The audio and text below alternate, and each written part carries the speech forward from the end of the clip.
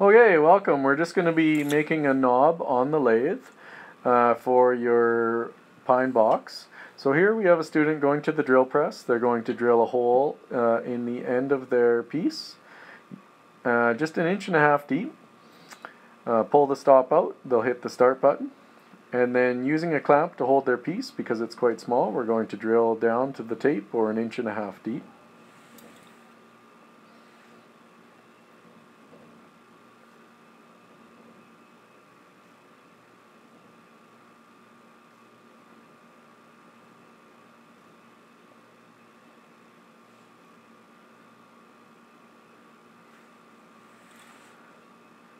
Keep the drill press spinning while you bring the bit up, and then you can hit the stop button and wait for the drill press to stop. In the next step here, we'll go over to the lathe, and it'll have the 4-jaw chuck with the worm screw in, and you'll screw your piece onto the chuck. Make sure it's tight to the end. Get your rest out of the way while you bring in the tailstock to support the end while you get your piece rounded.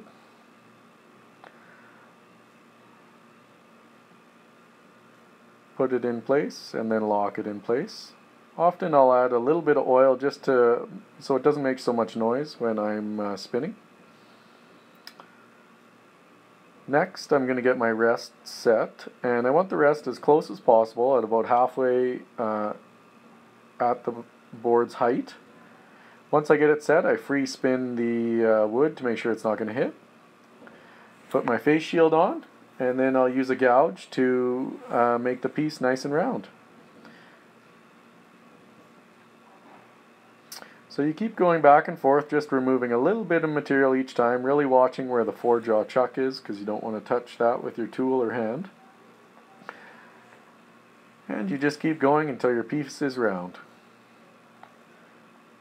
Once you have it round, then you can just make sure you're happy with how smooth it is.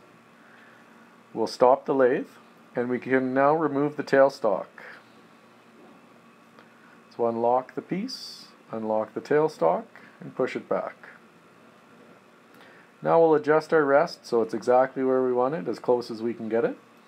And we'll switch to another tool. Often we'll use round nose scrapers or the skew to start shaping our knob.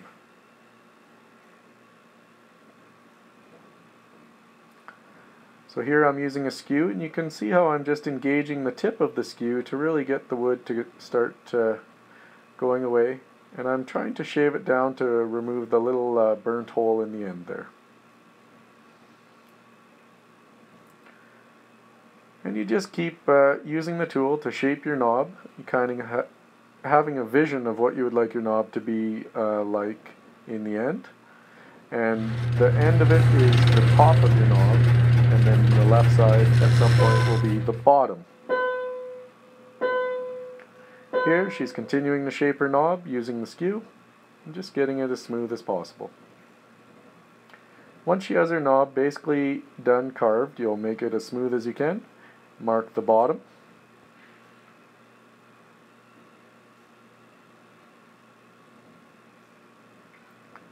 Then you can take away the rest and start to sand. You'll start with 80 or 120 grit. Keep your face shield on and keep sanding as much as possible, making sure not to round out features you want to keep sharp edged, but round out other parts that aren't smooth.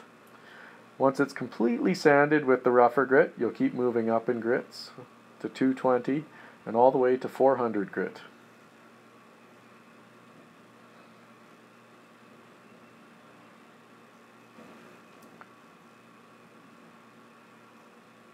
Once you've got it sanded exactly how you want, then we're going to remove the knob from the lathe, but we're going to actually do it in place.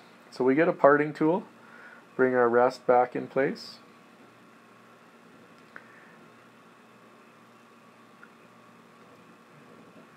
And now it's that we're done sanding, we're going to take the knob away. So here's the parting tool, and I'm just going to use it to carve away a cylinder. It'll get smaller and smaller. Sometimes you have to move back and forth just a little bit to make some space for your tool.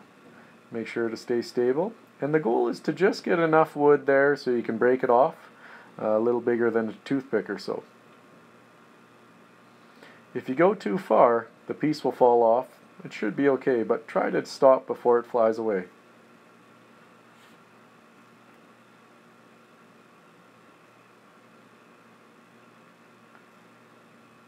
Whoops, I went too far.